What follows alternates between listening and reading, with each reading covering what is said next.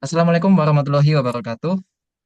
Kami dari kelompok 3 akan menjelaskan tentang salah satu sistem operasi yang bernama Unix oleh saya sendiri, RP Nauzan.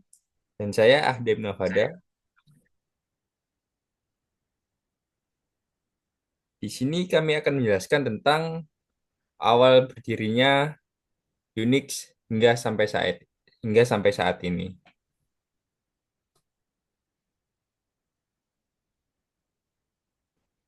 Unix merupakan sistem operasi yang ditemukan oleh Ken Thompson dan Dennis Ritchie pada tahun 1969 di Bell Labs, sebuah laboratorium penelitian milik AT&T. Para pengembang utama Unix seperti Ken Thompson, Dennis Ritchie, dan Brian Kernighan menciptakan Unix untuk memberikan solusi yang sederhana, fleksibel, dan kuat untuk kebutuhan pemrosesan data di lingkungan komputasi yang saat itu sangat kompleks.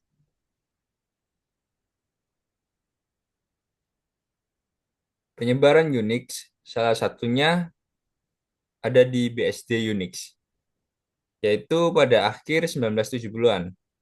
Unix mulai menyebar ke lingkungan akademik melalui lisensi dari AT&T, yaitu Universitas California, Berkeley, memainkan peran penting dalam perkembangan ini, terutama dengan menciptakan varian Unix mereka sendiri yang disebut Berkeley Software Distribution, biasa disingkat BSD.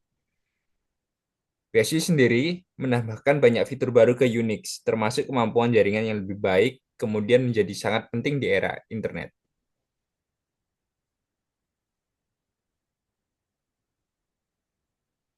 Adaptasi Linux dan GNU.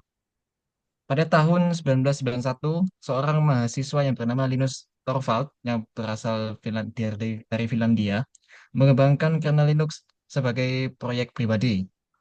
Linux didistribusikan sebagai perangkat lunak open source dan dapat dianggap sebagai bagian dari keluarga Unix-like. Bersamaan dengan proyek GNU yang dipelopori oleh Richard Stallman, Linux menjadi sistem operasi Unix-like yang bebas dan dapat diakses oleh siapa saja. Kombinasi kernel Linux dengan atap GNU membentuk apa yang kita kenal sebagai sistem operasi GNU atau yang disebut Linux. Linux berkembang pesat dan menjadi alternatif kuat untuk Unix komersial di dunia akademik, komersial, dan pengguna rumahan.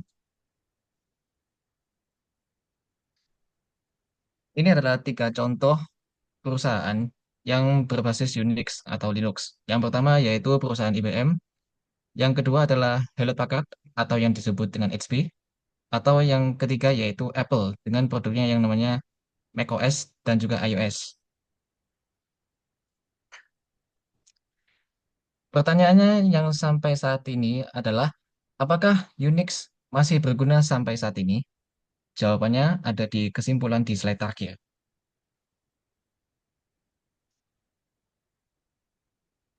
Peran Unix di era saat ini yang ramah pengguna dan bersifat open source. Pada akhir 1990-an dan 2000-an, Unix terus berkembang dengan masuknya sistem seperti Solaris dari Sun Microsystem, AIX dari IBM, dan HPUX dari Hewlett Packard.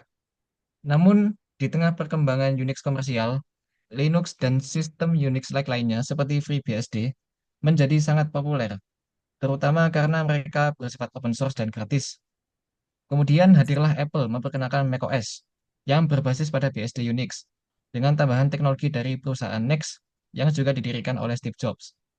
macOS adalah contoh bagaimana Unix diterapkan untuk keperluan pengguna akhir dalam bentuk yang sangat ramah pengguna. Sejak saat itu, Unix like OS telah menjadi bagian penting dari ekosistem pengguna modern, baik dalam bentuk sistem operasi desktop maupun server. Sekian penjelasan singkat tentang sejarah berdirinya Unix hingga perannya sampai saat ini.